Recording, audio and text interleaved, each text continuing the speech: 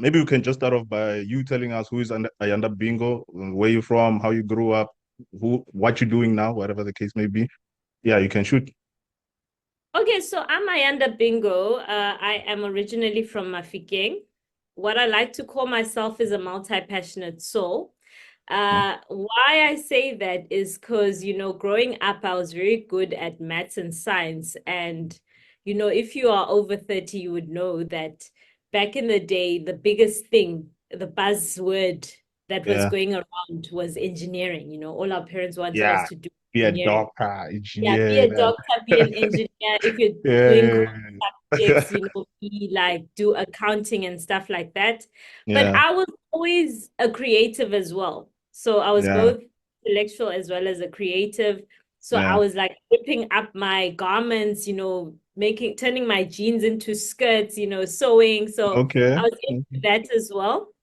And deep down, even though I was good at maths and science, I wanted to do something within the creative field, like jewelry design or fashion design. Okay. But my mom was like, nope, you're going to do engineering. You can do anything you want as long as it's engineering. Okay. Yeah. So, being an obedient child, I had to oblige and go and study mechanical engineering. Mm-hmm. And so I did my first year at UCT doing mechanical engineering. Then I did my second year. And once I was in my second year, we went for practicals and we were Okay. doing lathe and welding and, all of these hardcore stuff. And Yes. just like my wrists are very thin. So I Yeah, couldn't yeah, even yeah, open and close the valves properly. I had to always yeah. ask, the person next to me, can you open for The me? men's world, I yeah. was actually just like, you know what, this is not me. I can't see myself doing it, although I am quite good at the, theoretical aspects of it. But I just don't see myself in this industry, also being a creative. And then I actually flunked and I dropped out and I got Okay. kicked out of PT. And this My mom is on the was second not. year. Yes, in my second year. My Okay, mom was okay. not very happy about that. And I told her that, I plucked up the courage and I told her that I want to really pursue something within the arts and I want to study fashion design. She was not happy. She disowned me for a second. She disowned my sister because my sister was supporting was Yeah. supporting me in my Yeah. endeavor. But Yeah. eventually she came around.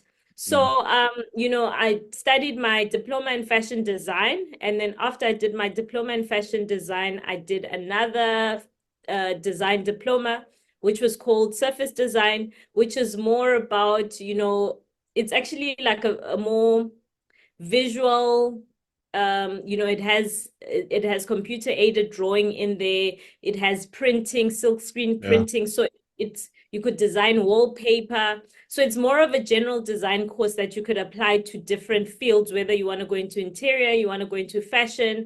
or industrial design or Mm. furniture design or anything like that.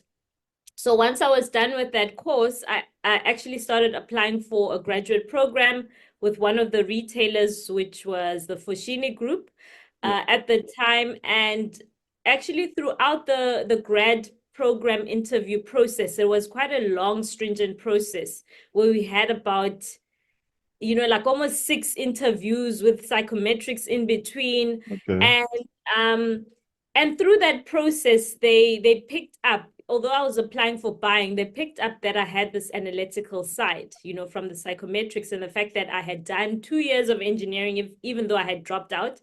But I Mm-hmm. also sold myself in a way, and I landed up getting a job called merchandise planning. So I became a trainee merchandise planner, Okay. even though I didn't have the qualification that they usually require for that.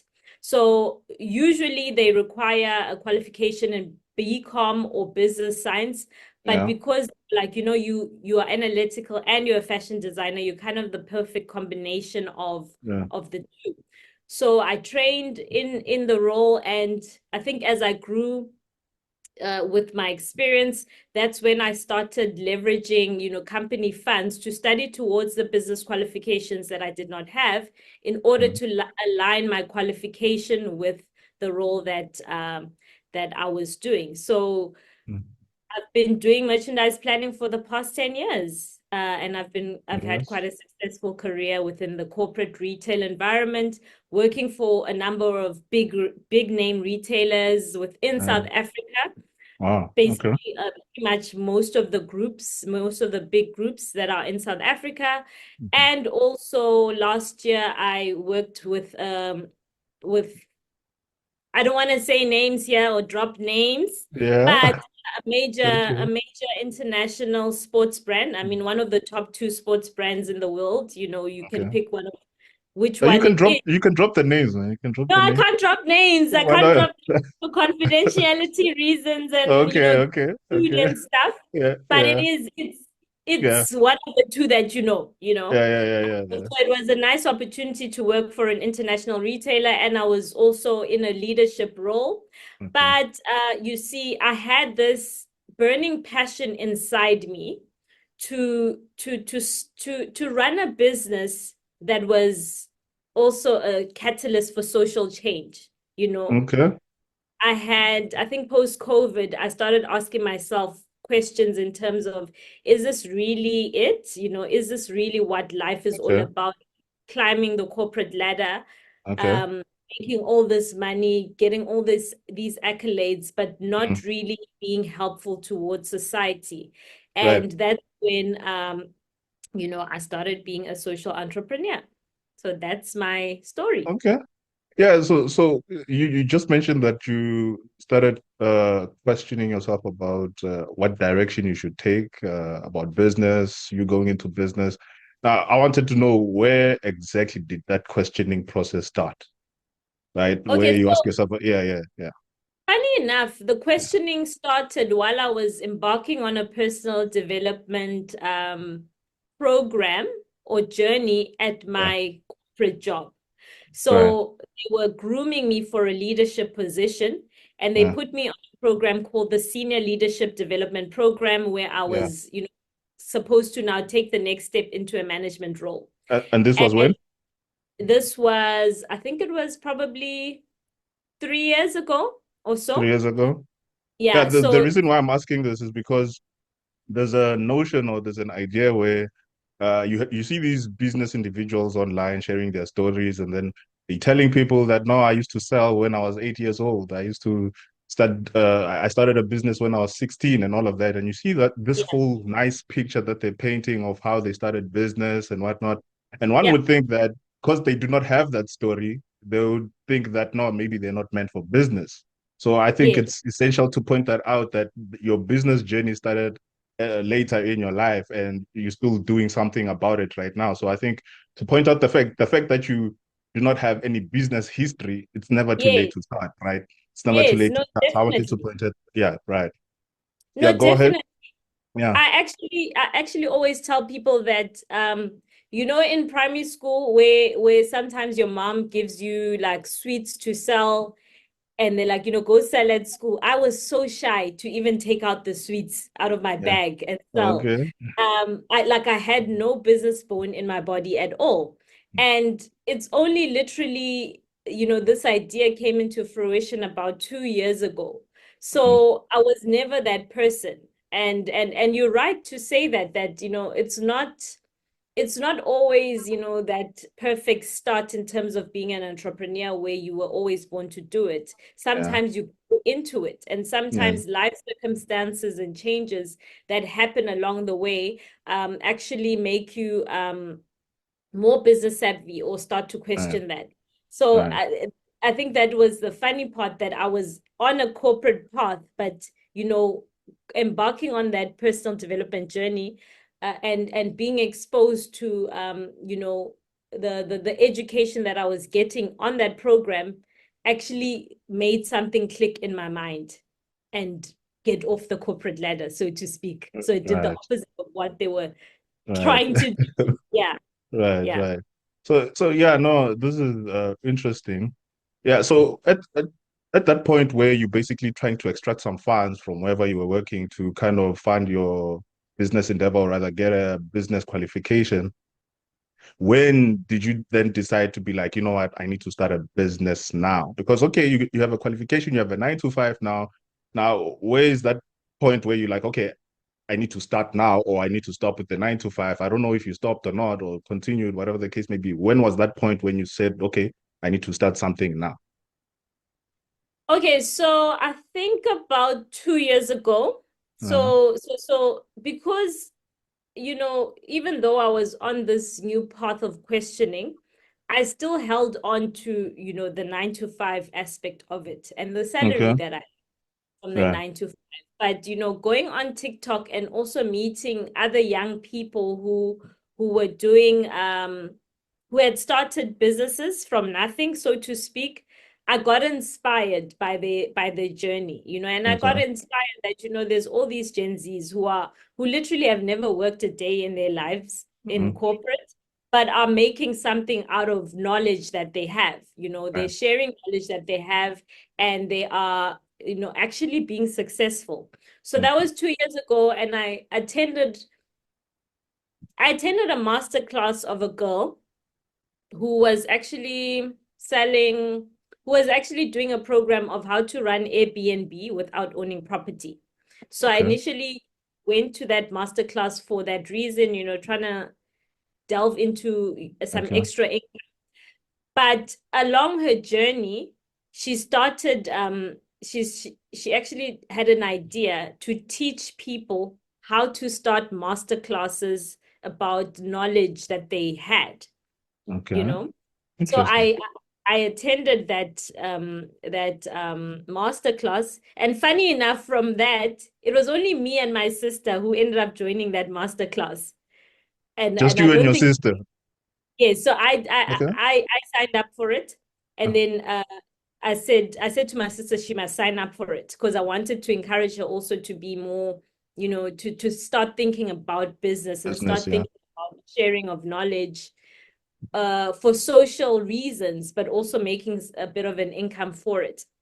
And and I think that was the birth of this initiative that we have, Uplifted Abroad. Okay. I sat down with her and I said, let's just brainstorm in terms of the the knowledge that we currently have. Let's ask ourselves, based on our passions, our skills, and our lived Yeah. experience, how can we solve a social problem Mm. for others while making a bit of an income? And that was the birth of Uplifted Abroad. Yeah, right. That's the part that I actually wanted to get into, the Uplifted Abroad. Guys, they have something amazing going on there, and we're gonna get to it. But I have a question before we get to Uplifted Abroad.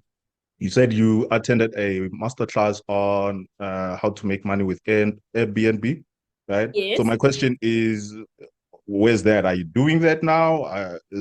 Did you just let that go? What happened with that? I'm not doing that currently. Yeah, yeah. Um, I still plan to Right, do. I right. still plan to Yeah, to to start a little bit on it, because actually yeah. this has been an idea that has been ruminating for a couple of years. The Uh, Airbnb part. yeah, the Airbnb part.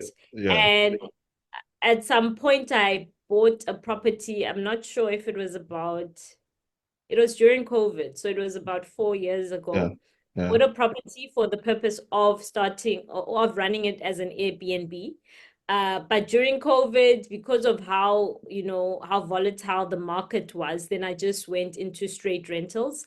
So it's currently Yeah. just being rented on a normal basis. Okay, And also the complex that I bought in, they had a rule. I only found okay. out later that they had a rule that you're not allowed to Airbnb the property. Okay. So it's still an idea that is Hmm. ruminating in my mind. Yeah. I do have an idea to start it on a small scale, whether Mm. it is, converting, one of the rooms in the Hmm. house to be, just start it Yeah, small and see how yeah. it goes, and then pick up on that later on in life. Right. So yeah, still, Right. it's No, still. that's interesting. I didn't know about the Airbnb part. So I would really like to see you do something when it comes to property and stuff like that. Mhm. Um, yeah, I think you can make it there as well. I hope you're getting value from this video. I hope you're getting information that can help you in your business, right? We're going to be getting some more guests that have established businesses that have faced challenges so you can actually learn from it. right? So you can actually learn from it. If you are interested in becoming a guest on the NCS podcast, there's an email in the description where you can email us and basically let us know that you want to be a guest in the NCS podcast. If you do not see the email in the description where you can email us to let us know that you want to be a guest, go to the YouTube channel, NCS Podcast YouTube channel, go to the About section, and you can click a button there that will reveal the email that you can use to notify us about your interest in becoming a guest. As you get value from these interviews, as you get information and become interested in business, right? There's probably something that you know that somebody would be willing to pay for, right? It is very important to actually consider selling information rather than selling your time, right? We have that option for you right here on the NCS podcast, or rather Growth4biz Media, where you can actually take what you know and package it in a course.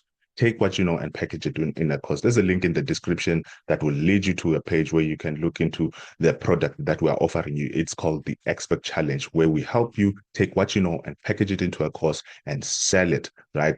If you do not want to purchase the product, there's a free ebook that will help you through the same process, right? In a quicker way. There's an ebook, right? So you either have a free ebook, right, that will help you through the process of taking what you know and making money out of it, right? Or you basically enroll in a course called the Expert Challenge, where we're going to help you through the entire process. If you like this video, give it a like. If you like our channel, the value that we're giving, subscribe, switch on the notification bell to get notified every time we post a video.